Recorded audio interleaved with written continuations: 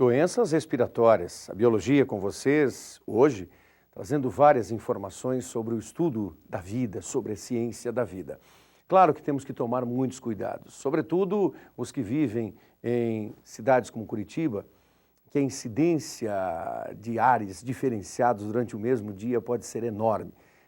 Um ar primaveril, um excesso de ar de outono, um bocadinho de inverno e terminando a festa com o verão. Tudo no mesmo momento, trazendo ares variados. Claro que isso contribui para piorar uma série de estados do nosso organismo, mais ainda quando a poluição dos veículos é enorme. E aí, detalhes interessantes que auxiliam na produção de textos, inclusive, a quantidade de carros que circulam nas grandes cidades. Curitiba, nas últimas semanas, atingiu 1 milhão de veículos automotores, incluindo motocicletas, ônibus e os correlatos nesse sentido.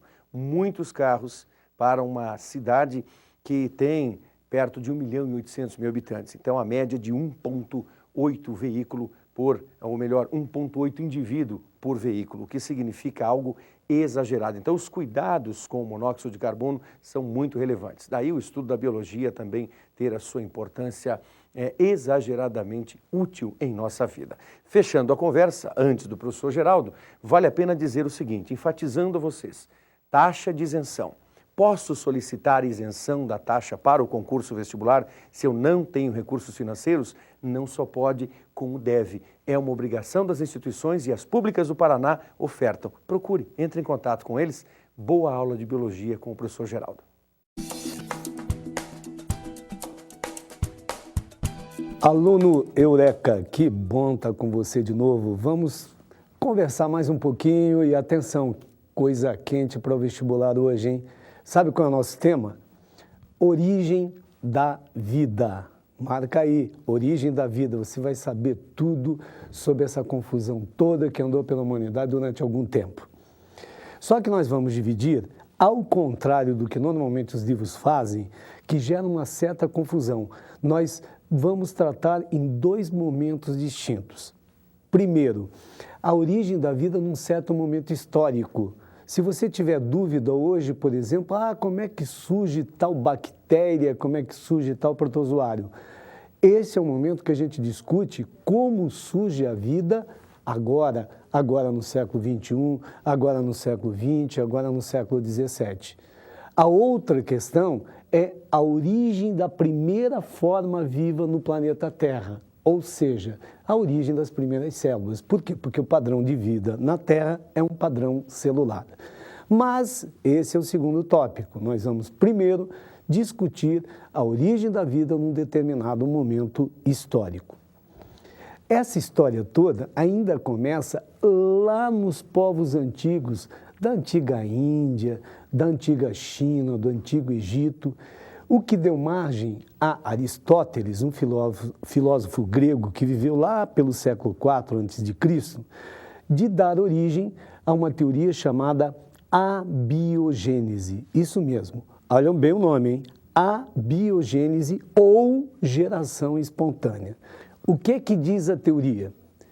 Que determinadas formas vivas podem surgir a partir da matéria bruta em determinadas circunstâncias, mas desde que essa matéria bruta seja dotada de um princípio ativo. Mas, professor, o que é esse tal do princípio ativo? O princípio ativo não é uma substância, não é uma coisa, é uma energia geradora. Isso que em determinadas circunstâncias faz com que surja a matéria viva da matéria bruta. Aristóteles, aliás, falou de alguns experimentos.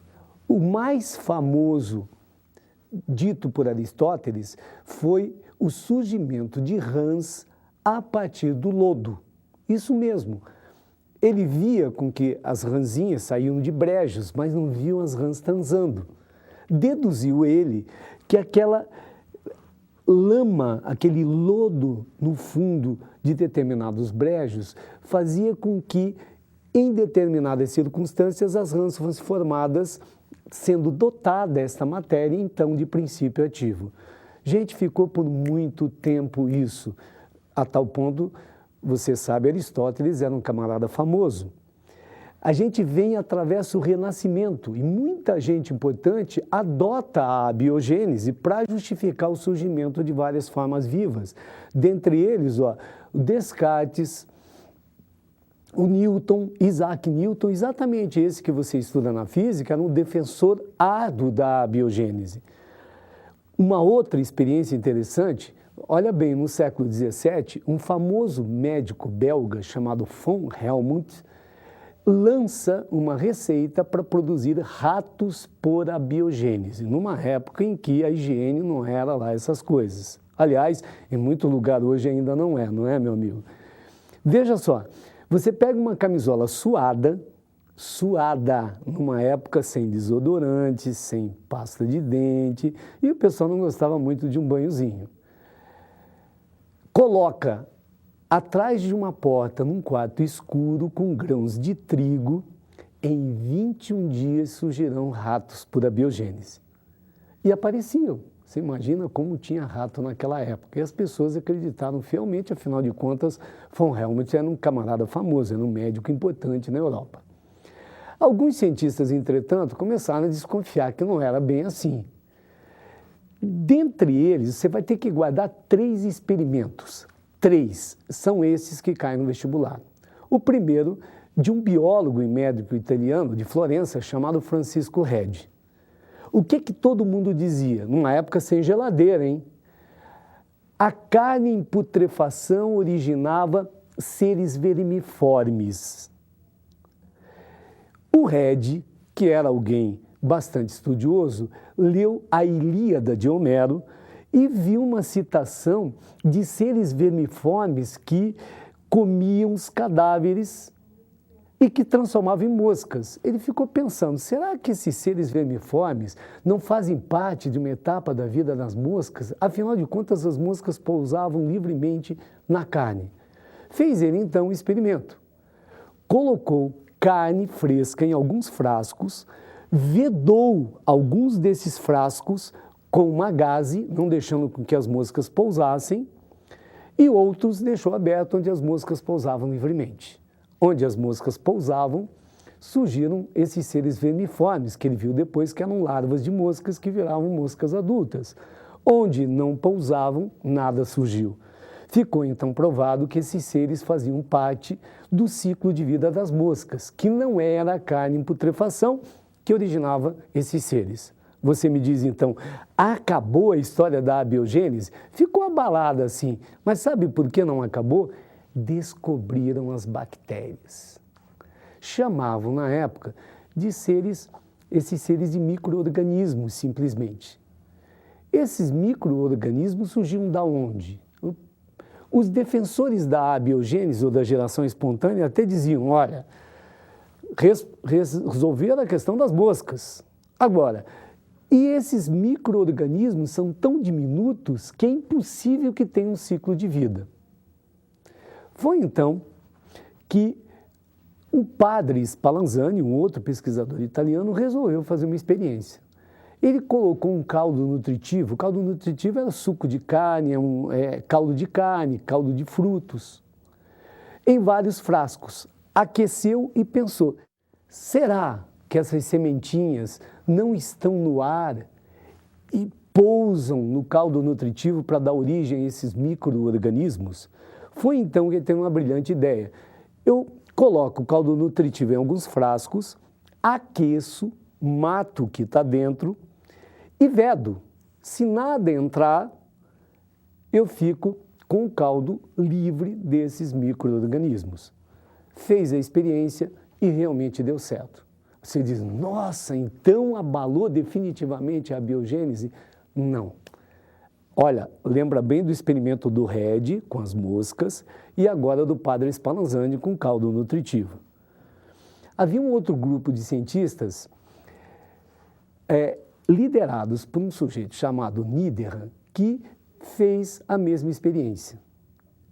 E houve contaminação. Começou então uma briga, porque ele dizia, olha, o Spallanzani ferveu demais. E o Spallanzani dizia, o Niederer não ferveu o suficiente ou não vedou o suficiente e deixou contaminar.